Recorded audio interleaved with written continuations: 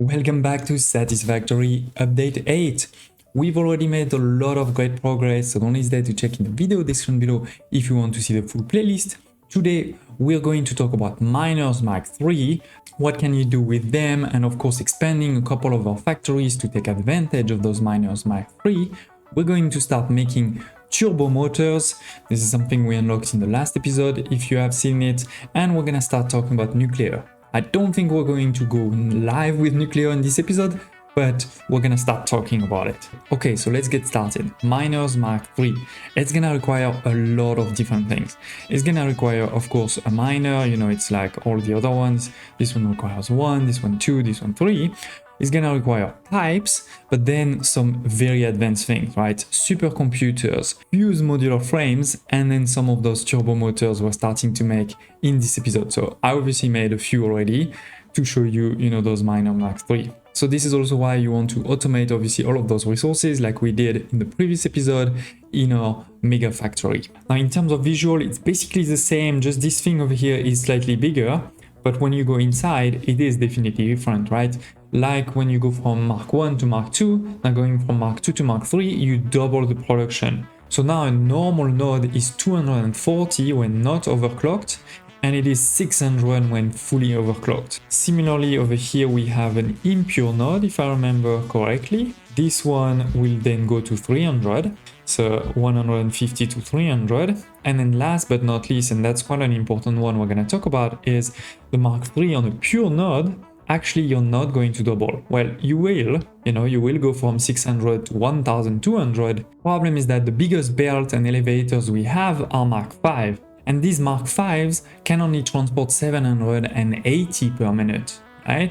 So that obviously doesn't work. You're going to, yes, produce 1200, but you're only going to output 780 at the maximum. Now they have confirmed that they will fix this in version 1.0. It is not clear how it's going to be fixed. Will we have, a Mark 6 or maybe even Mark 7 belt? Will we have two outputs? Especially looking at the size of this thing over here, because the miners Mark 1 and Mark 2 stops here, but now the Mark 3 goes all the way there. So there's space for another output. So maybe we'll have two outputs. I don't know, but the reality is right now there's no point in putting, all of this. Instead, let's limit to 850. So we use, obviously one less of these, and this way it will be working at 100%, all of the time. Now, of course, make sure that you do upgrade all of those belts and elevator to Mark 5. Otherwise, again, that's not gonna work, right? You're gonna have more production, but it's not going to be outputted. So with this now, we definitely have increased, the bauxite production from this base. In the past, this was only 300 and this one 150. So I used to merge them together into one line, and then I have this line being the second one. We don't really need to do this anymore, right? Because we have 600 on this one, 300. So if you merge them, it's more than 780. So instead, we use really the three lines. We don't really exactly have the same production at this point because this is 780, this is only 300, this is 600. But at least we're using basically all three of the freight cars. So that's why I actually added a third one, right? But we don't have to rebuild any station or anything like it. That's why I've made it 3 from the start. Now, I've done also the same for others, right? For example, over here in the back, you may remember this was our second bauxite. Oh no, it's this one, our second bauxite factory. We could do the same on this one. But more importantly, I'm going to show you over there, I've started to expand also a few other factories. For example, over here, you may remember this is a copper factory. We're taking a lot of copper ore, transforming it into copper ingots, and obviously sending it upstairs to a train station. And you may remember that I had built this factory to be fully upgradable because we had basically left the space to put more smelters as and when needed. When we moved from an example from Mark 4 to Mark 5, we added a couple more. And now that we are in Mark 3 miners, we can basically make it full. You can see it is now full, completely full. I basically added 6 more on each line, right? these ones, this 6 here, this 6 here, this 6 years have just been added. We have obviously upgraded the miners to Mark III, as you can see. The final one is over here, and you know, 780 with only 2 of these power shards. So actually I'm gaining power shards with this. But yeah, this is now producing even more, right? We're talking about 780 times 3. Really cool. Similarly, just in front, you may remember we had 2 coal factories, right? 2 coal miners that were Mark II, and so that wasn't producing a lot. Now we have those 2 that are Mark III, so 780 for this one and 600 for that one. So we have increased that production, it goes all the way over here. And so I have reworked a bit the steel factory. Before we used to have those foundries over here, right, doing steels. Now this is basically taking care of just one of those belts of coal and iron, and then the other belt is going over here. We have basically doubled the production of steel. Then, by the way, you know, the steel continues to go up. Over here, there is an awesome thing to make sure that it works always at 100%. We can check, right? It looks all green, green, green, green, perfect. Now, by the way, this miner over here, I didn't upgrade because it was already a pure node, right? So at 600 with Mark II, and that is linked to the 600 coal we are making now on this belt, right? On the other hand, this one, it's 780 that we're making of coal, so we definitely need 782, and that's why I've upgraded that one to Mark III. So again, in my quest, you know, to produce as much as we can, at the same time making it also as flat as possible, right? Getting to 100% productivity for all of those things. It's gonna be a lot harder, to be honest, though, to upgrade this one over here, for example, right? Because I didn't really leave any space. This was built basically perfectly for the 600. Now we could go to 780, right? So to increase a couple, but again, there's not really a lot of space left in this factory. So if I really wanted to do it, I would probably expand with another mini factory over here or something like this. On the other hand, for this one, that could be a lot easier, right? Because right now we're only at 300, so we would go to 600. And so basically one way to do it could be I just put a floor above here and I just double, you know, I just build exactly the same on top. This would produce quite a lot of quick wires, so it wouldn't go into one of those elevators because this one is already producing 750, but it's fine. We could have just a second elevator next to it. But more importantly, I think what you want to see instead of expanding a factory by rebuilding the exact same thing is you want to see turbo motors. So let's go back to our mega factory and build some turbo motors together. And here it is, ladies and gents, we're back into our mega base where we've been starting to build a lot of very advanced things like the radio control units, the cooling system, the fuse modular frames, the supercomputers, and now today for the last one we're going to build something new, the turbo motors. Turbo motors, how do we make this? Well, we're gonna use our radio control units and cooling system that I just talked about, add a bit of rubber that we have on our bus, and we also need some motors. So we're gonna need to make some motors.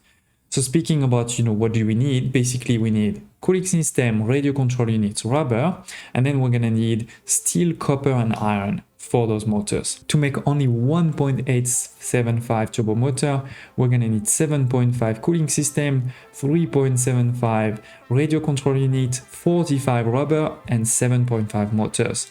Now to make motors, the basic recipe is to use 10 stators and 10 rotors. And then to make these, I mean, basically to make 5 stators, for example, we're gonna need 15 steel pipes and 40 irons. And to make 4 rotors, we're gonna need 20 iron rod and 100 screws.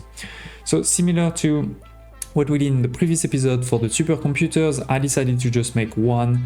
You could go with two, I just went with one, which means, you know, we're gonna need 4 cooling system, 2 radio control units, etc. And so you're going to see the number of buildings too, right? We're gonna need 1 manufacturer over here. We're gonna need 1 assembler for the motors, 2 assemblers for the stators, 2 assemblers for the rotors.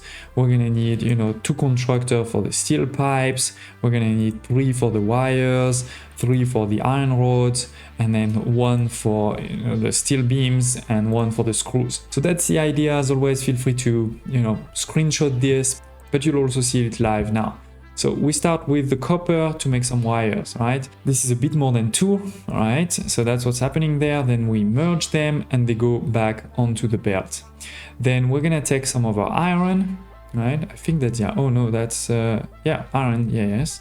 Iron to make the iron rods. Again, we have a bit more than 2, so that's what's happening over here. Then we make the rods and then they go back to the bus. Then we're gonna take our steel ingots, right? Steel ingots coming from here. One of these is going to make steel beams to be transformed with the alternate recipe into screws. So that's what's happening over here. The screws are going this way, by the way. And then the other ones are going to be sent over here to make steel pipes, right? It's a bit more than 1, as you can see. The steel pipes go over here.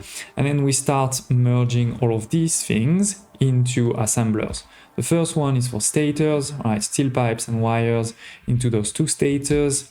Then the stators goes over here. Similar, the next one is gonna be rotors, right? We're taking the rods plus all of the screws from the other side. As always, you know, we do the same trick of having one at level 1, one at level 3. We have those 2 over here, right, producing. And so then it's merged here. And we have the stators and the rotors. Both of these then go into one only motors to make 4. And then these motors go directly into the manufacturer with all the other resources we're bringing, you know, from the bus. We have over here some of these cooling systems, some of these radio control unit, and some rubber. It's only one, so it's pretty easy, you know, you can make it like this. We're making 1 turbo motor with this, working pretty well. And then what's happening, right, is we're gonna store some first into the storage. And when this is full, I think that's what I did. If you look at the smart splitter, I said first you send on the right, and when this is full, we can start sending them back up, all the way up, to go all the way back into our bus. And yeah, we're gonna need to start expanding also more this side to do the next one. I mean, I could also use some of this space over here, but to make it clean, you know, I'm keeping sort of one line is one resource. But yeah, with this we have Mark III miners and started to do some expansions. We can do a few more, like the iron one I mentioned before, and we started to make turbo motors. Don't hesitate to tell me in the comments below if you have any questions or thoughts about those 2 things, but more importantly, I want to start talking about nuclear. In particular, because we're getting closer and closer in terms of energy. Our consumption is, you know, hovering over 30,000 megawatts, and our production is close to 17,000. So we're getting closer to it. Before going into details into nuclear, let's actually have fun for a second and look at the different size of energy and also their power. So the first one is the biomass burner over here, right? Quite small, we're talking about only 30 megawatts. By the way, if you missed it, it's not as confirmed that in version 1.0 that's coming later this year, we will get belts, we'll be able to feed into the biomass burner. So you won't have to feed it manually like it is today. But yeah, that's the smallest. Now, very quickly, you get into the coal generator. That's definitely a lot bigger, right? Way more than double the size. And it's actually more than double also the production, 75 megawatts. It does require fuel and water. That's gonna be a theme going forward. But yeah, we have the coal generator. Then we moved into the fuel generator, right?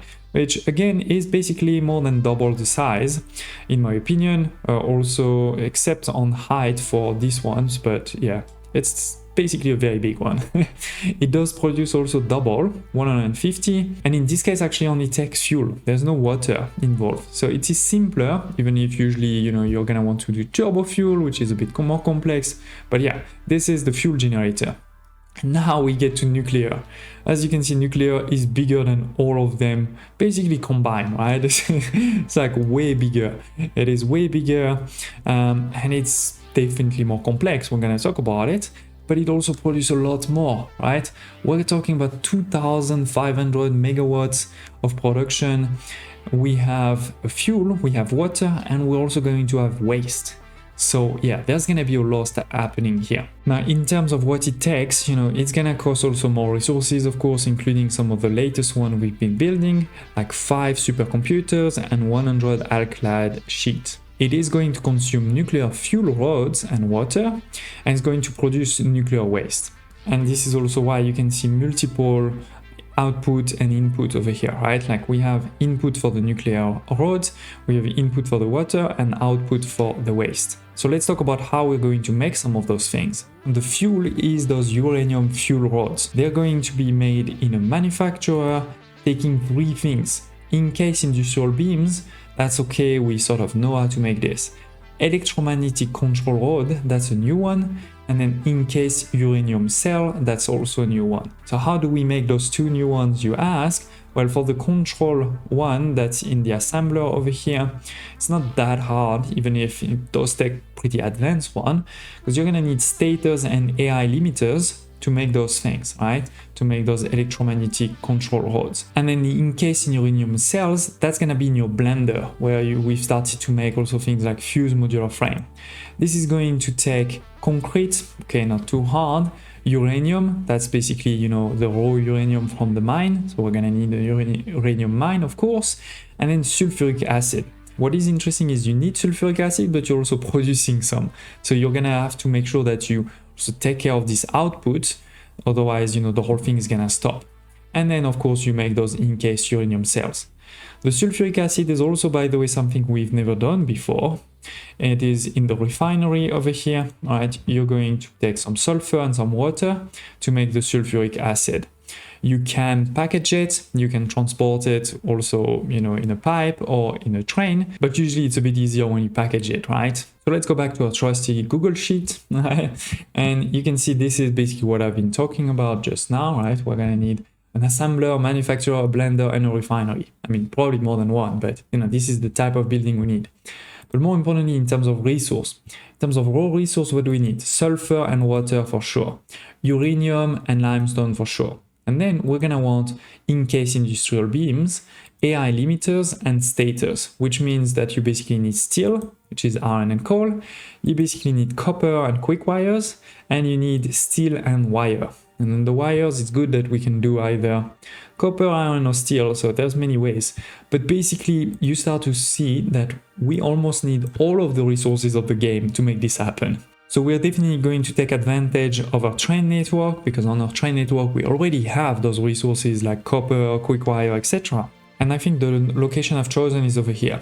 It's not too far from the first bauxite mine over here, and it's just next to the second bauxite mine over there. Now, the reason I chose this is, well, first of all, there's a nice backdrop over here. We can try to do something pretty. But more importantly, you know, we have access to water. You don't want to transport water very far. We have a limestone mine over here. We have a sulfur mine over here. So, you know, I can use this line of train already to bring some other resources like the copper, etc. and also the uranium. But we already have many resources on site. So this is how we're going to build nuclear. Now, how big should we build it? Please tell me in the comments below. Smash like button, and I hope to see you next time.